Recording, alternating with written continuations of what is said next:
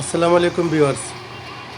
কিছুক্ষণ আগে প্রচুর রোদ ছিল, অথচ এখন ঝমঝমে বৃষ্টি শুরু হয়ে গেল। বৃষ্টি তা আবার মুষলধারে, বড় বড় ফোঁটা, যেন গায়ের মধ্যে বিঁধে।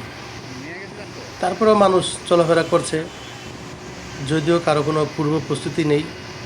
যদি ঘর থেকে বের হয়, আকাশের কালো মেঘের ঘনঘটা দেখা যায়, সেক্ষেত্রে বোঝা যায় যে বৃষ্টি হবে, ছাতা নিয়ে নেয়। কিন্তু ঢাকা শহরে এরকমটা হয় না।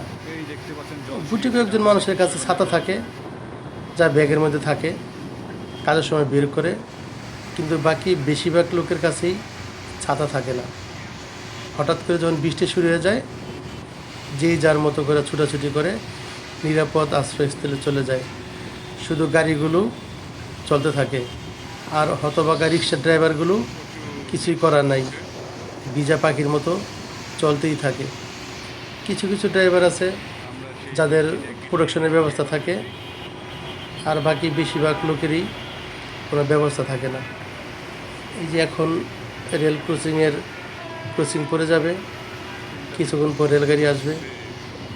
দেখছেন, এই সবাই দাঁড়িয়ে আছে, বৃষ্টির কারণে কেউ বের হচ্ছে না। মুষলধারে বৃষ্টি, তবে বৃষ্টি আল্লাহর রহমত, যেখানেই পড়ুক, যেভাবে পড়ুক, আল্লাহর রহমত। বৃষ্টি হলে খুব শান্তি হয়, স্বস্তি লাগে মানুষের মনে। আল্লাহর আল্লাহ বলেছেন যে আমি তখন বৃষ্টি দেই যখন আমি খুশি হই।